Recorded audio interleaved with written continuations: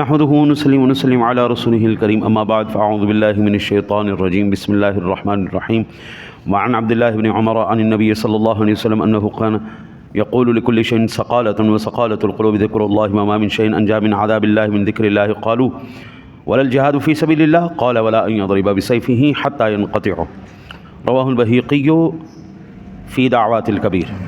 حضرت عبداللہ ابن عمر رضی اللہ تعالی عنہ سے روایت ہے، وہ کہتے ہیں کہ میرے آقا نبی اکرم صلی اللہ علیہ وسلم نے ارشاد فرمایا، ہر چیز کی ثقیل ہے اور دلوں کی ثقیل اللہ کا ذکر ہے، اور کوئی چیز اللہ کے ذکر سے بڑھ کر عذاب الہی سے نجات نہیں دیتی۔ صحابہ نے عرض کیا یا رسول اللہ کیا کہ نہ اللہ کی راہ میں جہاد؟ فرمایا بلکہ نہ یہ کہ غازی اپنی تلوار سے کفار کو مارے حتیٰ کہ تلوار ٹوٹ جائے۔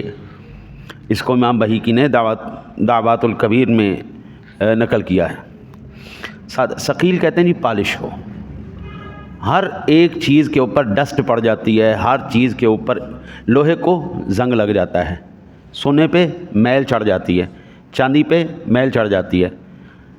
اب تو ٹائلوں کا زمانہ آ گیا، ہمارے زمانے میں دو چیزیں ہوتی تھیں، یا پتھر لگتے تھے ماربل لگتا تھا، یا چپس ہوتی تھی، یا ماربل لگتا تھا یا چپس ہوتی تھی۔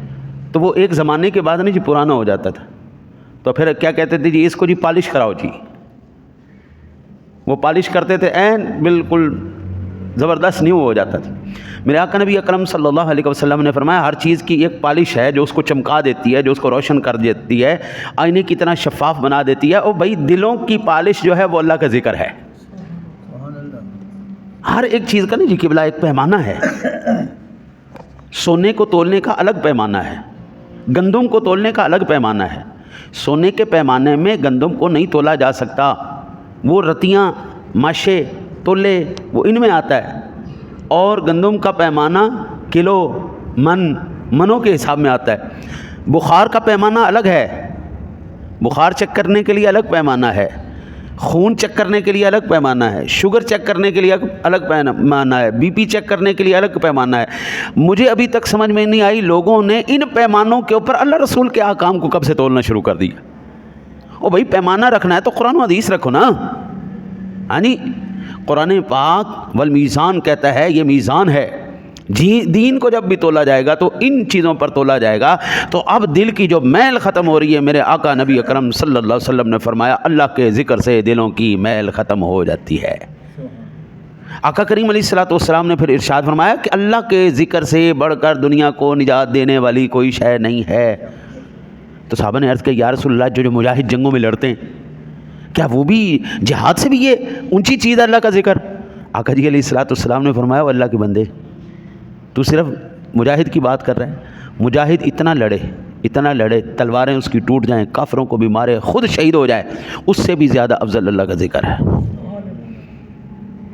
اللہ اکبر۔ حضرت جی ایک چھوٹی سی بات ہے، اگر انسان گناہ کرتا رہتا ہے، اس کا دل میلا ہوتا رہتا ہے، اس کے اوپر نشان پڑتے رہتے ہیں، دل کالا ہوتا رہتا ہے، پھر اللہ کا ذکر جو ہے اس کے دل کو صاف کرتا ہے۔ آج ایک بہت کامن سا سوال ہے، آج کہتے ہیں جی جب سے کیمرے کی ایجاد ہوئی ہے نا جی تب سے ولیوں نے ہواؤں میں اڑنا بند کر دیا ہے، پانیوں پہ چلنا بند کر دیا ہے، تب سے ولیوں کی کرامت ہونا بند ہو گئی۔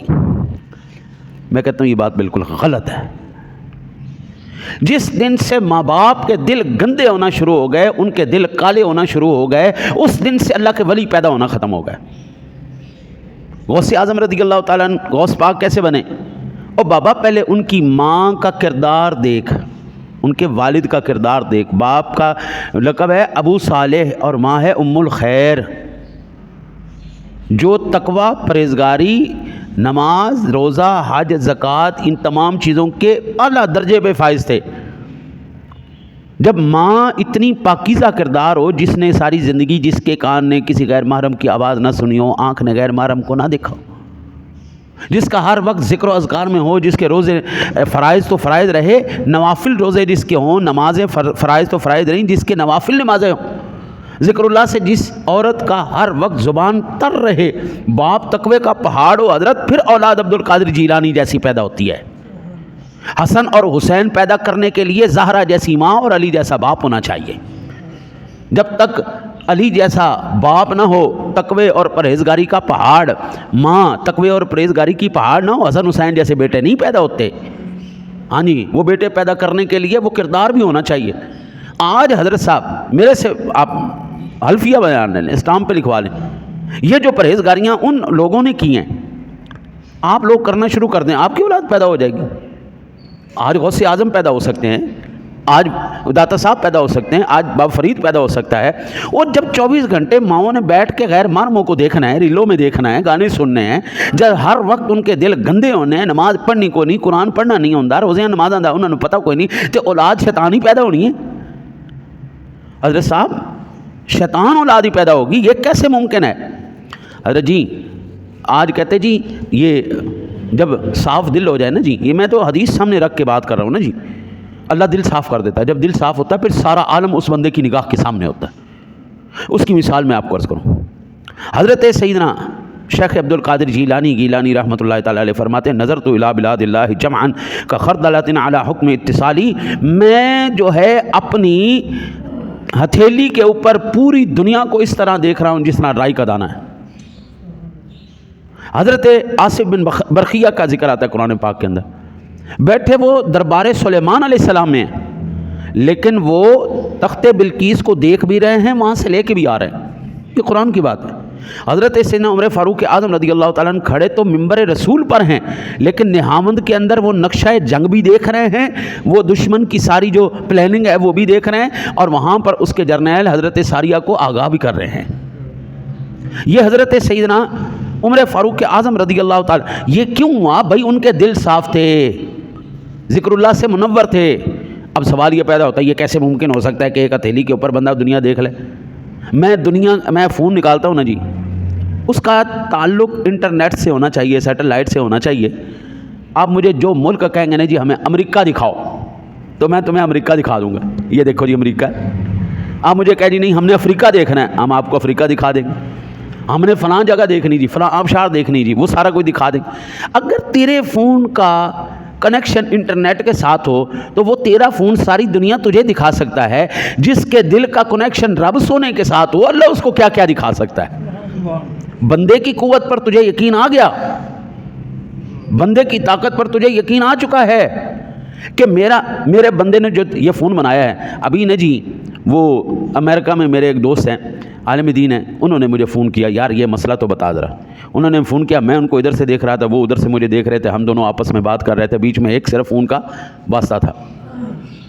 بندے کی ٹیکنالوجی اتنی سفر کر گئی ہے کہ یہاں سے بیٹھا ہوا تعلق ادھر قائم کر سکتا ہے، بات کر سکتا ہے۔ یار جب اللہ کی ٹیکنالوجی پہ بندہ یقین کرتا ہے، جب اس کو سر سے لے کے پیروں تک اپنا لے، پھر کہاں پر بیٹھ کے کہاں پہ باتیں کر سکتا ہے؟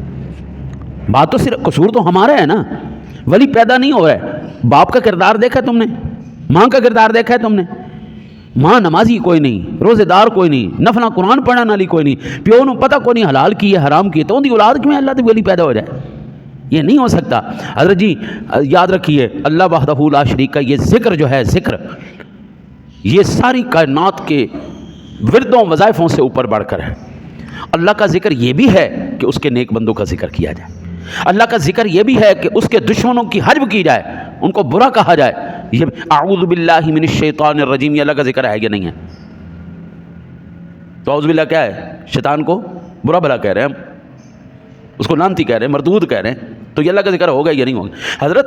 اور یہ بھی اللہ کے ذکروں میں سے ایک ذکر ہے، الصلاۃ والسلام علیک یا رسول اللہ، الصلاۃ والسلام علیک یا حبیب اللہ، کیونکہ اللہ نے حکم دیا ان اللہ وملائکتہ یصلون علی النبی یا ایھا الذین آمنوا صلوا علیہ وسلموا تسلیما۔ اللہ کا حکم پورا کرنا بھی اللہ کا ذکر ہے، جو ہر وقت درود پڑھتا رہے، قرآن پڑھنا بھی اللہ کا ذکر ہے، حدیث پاک میرے آقا جی کی سنانا اور سننا یہ بھی اللہ کا ذکر ہے۔ اب میں بڑا حیران ہوتا ہوں، دنیا چلاک ہے جی، چتر چلاک ہے، رو پا کے شور مچا کے وہ جیت جاتی ہے، لیکن حقائق کو کون مد نظر رکھے گا؟ یا تو مان لو اللہ کے پاس اتنی طاقت نہیں ہے، اللہ کسی کو کچھ نہیں دکھا سکتا، ٹھیک ہے نا؟ یا تو پھر ماننا پڑے گا کائنات میں جتنی بھی قوتیں ہیں وہ ساری مخلوقات کی قوتیں ہیں، وہ نیچے ہیں، میرے رب کی قادر و قدیر رب کی قوت سب سے اوپر۔ اگر اللہ کی قوت کو سب سے سپیریئر مانتے ہو تو پھر ماننا پڑے گا رب سونے نے جس کو جو عطا فرمایا با کمال عطا فرمایا۔ ایک بات کر کے کوئی بھی اگر دلیل مانگے تو اسے کہو جی میرا رب سونا اس کی قدرت کا بے شمار نظارے ہیں، ایک نظارہ اس کا یہ ہے کہ وہ ایک رات کے کچھ حصے میں اپنے محبوب کو ساتوں آسمانوں کی سیر کروا کے جنت دوزخ دکھا کے سونے سے ملاقات کر کے اس کو واپس بھی بھیج سکتا ہے۔ ہاں لاؤ، اب دنیا میں کوئی طاقت ہے ایسی تو لاؤ، دعا کرو اللہ تعالیٰ آپ کو اور مجھے اللہ تعالیٰ کے ذکر سے ہمارے دلوں کو منور رکھنے کی توفیق عطا فرمائے۔ اللہم صلی علی